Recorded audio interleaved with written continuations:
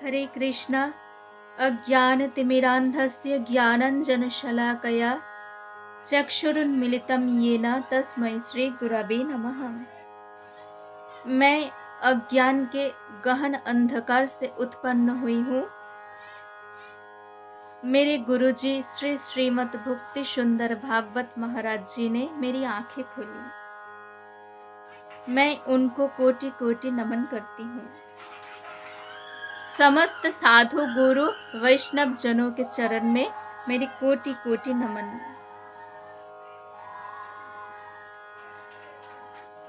आज मैं कहूंगी, दुनिया में सबसे आश्चर्यजनक विषय क्या है।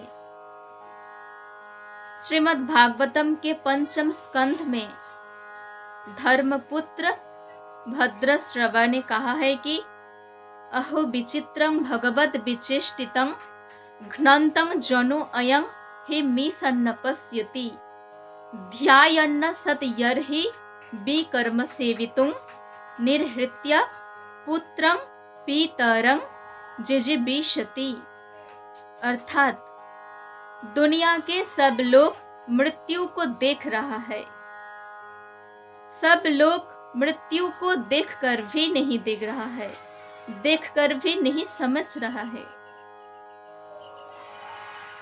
मृत पिता या मृत पुत्रों के शरीर को सत्कार्य करने के बाद मृत व्यक्ति का धन संपत्ति को लेकर भोग करने के लिए कोशिश करता रहता है। सभी लोगों को ये लगता है कि मेरा मृत्यु नहीं होगा, मेरा मृत्यु इस समय संभव नहीं है, ये सोचने लगते हैं। और इसी मूर्खता के कारण कोई मृत्यु के लिए तैयार नहीं होते। कोई भगवान श्री कृष्ण के चरण में अपना मन, अपना सब कुछ समर्पण नहीं करते। वे लोग दुख की दुनिया में आनंद की अंधी आशा में जीवन व्यतीत करता है। We know that the death is standing in front of us, but we do not know that how far the death is standing.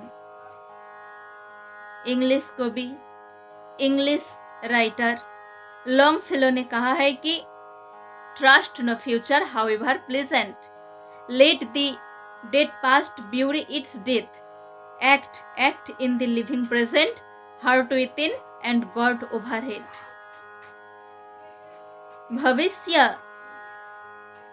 भविष्य का कभी विश्वास मत कीजिए। भविष्य को विश्वास नहीं करना चाहिए। अतीत को अतीत में ही रहने दीजिए। वर्तमान में काम शुरू कीजिए, अच्छा कर्म शुरू कीजिए और हृदय में भगवान श्री कृष्ण की याद कीजिए।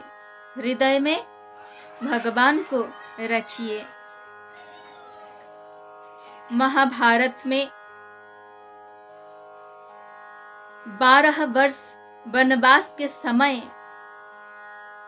पांडवों वन में भटकते भटकते पांडवों की प्यास लगी थी। तब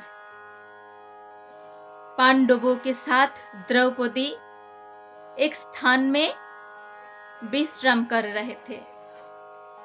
तब युधिष्ठिर ने नकुल को आदेश दिया था निकटवर्ती किसी सरोवर से पानी ले आने का। तब नकुल ने कुछ दूर जाकर एक सरोवर देखा और सरोवरों के जल को स्पर्श करने गया। तब साक्षात यमराज जी दूसरा रूप धारण करके नकुल को कहा, ठहरो, रुक जाओ, मेरे प्रश्न के उत्तर दिए बिना तुम जल को स्पर्श नहीं कर सकते। ऐसा सुनकर नकुल ने क्रोधित हो गए और नकुल ने कहा है कि मेरा भाइयों ने प्यासे है और मैं आपका प्रश्न के उत्तर दिए बिना जल को नहीं स्पर्श कर सकता। आप होते कौन है मुझे रोकने वाले? नकुल ने जल स्पर्श किया और नकुल मर गया। ऐसा करके भीम, अर्जुन, सहदेव एक एक करके मारे गए। अंत में जब युधिष्ठिर आए तब युधिष्ठिर ने अति विनम्रता के साथ प्रश्न के उत्तर देने के लिए तैयार हो गए। उस समय यमराज जी कई प्रश्न के बीच ये भी पूछा था कि दुनिया में सबसे आश्चर्यजनक विषय क्या है? युधिष्ठिर ने उत्तर दिया था, दुनिया में सब लोग मृत्यु को देख रहा है, फिर भी वो ये मानने के लिए नहीं तैयार है कि मेरा अति निकट मृत्यु है, मेरा आसपास मृत्यु है, ये मानने के लिए नहीं तैयार है। इसलिए वो मृत्यु के लिए तैयार नहीं होता। मृत्यु के लिए तैयार नहीं होता इसका मतलब क्या है? वो हरि भजन नहीं करता, हरि नाम जप नहीं करता। तो मृत्यु को देखकर भी लोग मृत्यु को नहीं समझते, नहीं मानते हैं कि मेरा भी मृत्यु अति निकट है। और यही दुनिया में सबसे आश्चर्यजनक विषय है। कोई मृत्यु को नहीं मानता, यही सबसे आश्चर्यजनक विषय है। मृत्यु के लिए तैयार, इसका मतलब क्या है? इसका मतलब है हरि भजन करना।